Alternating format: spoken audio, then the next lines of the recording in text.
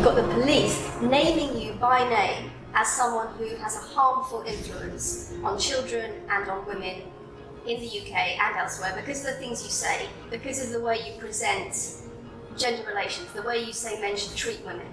That's very upsetting. And the reason that's very upsetting is because I know that's not true. I'm genuinely a good person. I believe my impact on the world is positive. In fact, if you were to read the comment section of nearly any video I post, especially by the legacy media, 95% of the population agree with me. Most people know that the things I say are positive. Legacy media as a whole has lost all its credibility in the last 3 or 4 years. Nobody believes it. And it's a shame. It's a massive shame that BBC come here and try and push and purport this idea that I'm a dangerous person. I'm anti-drugs. I've never pushed drugs or any. I'm anti-drugs. I'm anti-violence. The UK is facing a knife crime epidemic, and they're going to sit here and say that I'm the most dangerous man in the UK. You have said you're the most dangerous man in the world. I've said I'm the most dangerous man in the world. You've also said that a woman's intimate parts belong to her male partner. I'm glad you find that funny. I find it funny that you're sitting here saying that I've said I'm the most dangerous man in the world, and you believe that's. When did I say that? I'm asking if you believe it. No, you said you're the most dangerous man in the world. Is that some kind of proof that I'm dangerous? Am I Dr. Evil now? I'm telling you that it's very upsetting that you're going to sit here and that certain organizations in the world are going to try and pretend that I'm the biggest force of evil on earth when I'm genuinely a force for good. I'm genuinely a force for good. And the reason they're doing this is because of the massive influence I have over the youth. And they don't like that I'm telling the youth to think outside the matrix and ignore things like the BBC, which come here with loaded questions and false narratives and try and paint innocent people as guilty. You've said women's intimate parts belong to their male partner. I said that if a woman marries a man, she takes his last name and traditionally the man gives her away. I've been pushing traditional religious beliefs because I'm a religious man, and traditional beliefs in regards to marriage, which everybody accepted 10 to 15 years ago. So that's not a crazy conspiracy theory. If you're going to sit here and say that me believing a woman should take a man's last name in marriage makes me the most dangerous man in the world, then you're just going to lose even more credibility than the BBC's already lost in the last 4 to 5 years. If that's your point, if that's your narrative you want to push, also say that men should be able to sleep with a lot of women outside marriage. That doesn't sound very religious or that's not what I said they should be able to. I said a lot of high-value men, a lot of rich men do it, and then we discussed at length on podcasts why rich men do it, and we also discussed why women decide to be unfaithful. It's not a gendered argument. We discussed unfaithfulness as a whole. What are the reasons and motivations for men, and what are the reasons and motivations for women? Because you have no time to actually, watch my content. Because you have no time to actually watch my content at length and understand what I'm saying. You just come here with a small snippet, which we provided to you on a piece of paper. 3 times doesn't make it true. No, completely. You don't have a clue what I say or what I talk about. You never watch my content. You have small pieces of paper, small clips on a piece of paper, and you're trying to pretend I've said evil things. And then you're going to say I'm the most dangerous man in the world, which is truly not. You said that, not me. Okay.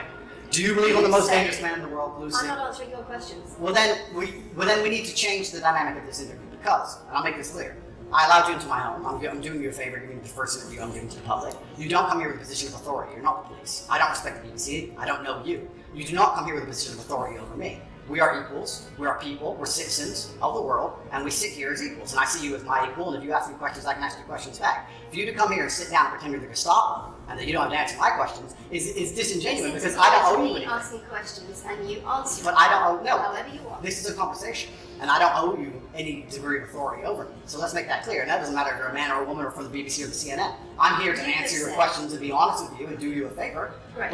And I'm doing you a favor.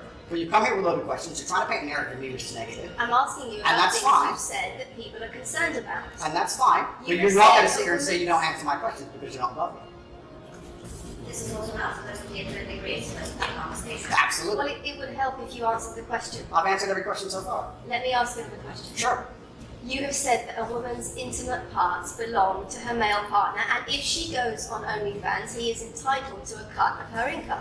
You are extremely, it's very confusing to me why you're going to sit here, take long format podcasts I've done, which are 3 or 4 hours long, in context where I've sat with OnlyFans girls, 10 or 15 OnlyFans girls, where we've been joking back and forth, ignore every comment and satirical comment and sarcastic comment that the females have made, and then come along and say, you said this, and that, you're the most evil man in the world. I don't know if you understand what sarcasm is. I don't know if you understand what sarcasm is. I don't know if you understand what context is. I don't know if you understand what satirical content is. So you're saying it's sarcastic? I'm saying it was a very interesting talk show. And for you to sit here and say that that is my true core beliefs and that makes me a bad person is disingenuous. Is it? Of course not. Was it sarcasm? Absolutely. You should watch the show. You were being sarcastic when you said, let me clarify. You should watch the show. Let me clarify for the audience. You were being sarcastic when you said a woman's intimate parts belong to her male partner. No. You didn't believe that. No, it's not that. It's that you haven't watched the show at length, and you should have, because the woman was saying, my man's car belongs to me because he's my man. And she was on OnlyFans. And then 20 minutes later, when she said she was on OnlyFans, I said, well, you're selling your body, that belongs to him because he's your man. And she laughed, and she said, yeah, that's probably true. If you watch the show, it will make sense. For you to come here with doing no research at all, and then say, I don't understand what I'm talking about, that I've got this piece of paper with a few things printed off, that's why you're saying the silly things you're saying. You should watch the show, do some research. Do you believe it? I've already answered the question. Not really. Of course I have. No, I've answered the question. Do you believe that a woman's intimate parts belong to her male partner? Of course not. I've just answered the question. Yeah, we've done that 3 times. And does this woman believe that her man's car belongs to her? It's not a gendered argument. I really think that it's genuinely sad that when the BBC has a chance to finally interview me at the end of all this matrix attack, that they don't come here with any kind of genuine openness to try and understand my influence over the world, or the things I push, or what I'm trying to teach the world, or why I'm a good influence on the world, because I am a massively good influence. Instead, they come here with pieces of paper, with printed out excerpts from 5-year-old podcasts, taken out of context, to attempt the same matrix attack on me, which has been attempted endlessly. Every single person in legacy media has already tried this, and it doesn't work. I really encourage you to read the comment section on YouTube when this goes on YouTube, and you will see that nobody believes a word you're saying. The reason I'm asking you about these comments is because we've got the chief executive of Rape Crisis naming you individually as spreading a dangerous ideology of misogynistic rape culture. Absolute. It's the comments you make that are leading people to say things like this. Absolute garbage. National organisations who are saying that are blaming you for increasing levels of misogyny. Schools that are saying they are having increased incidents of girls being attacked, of female teachers being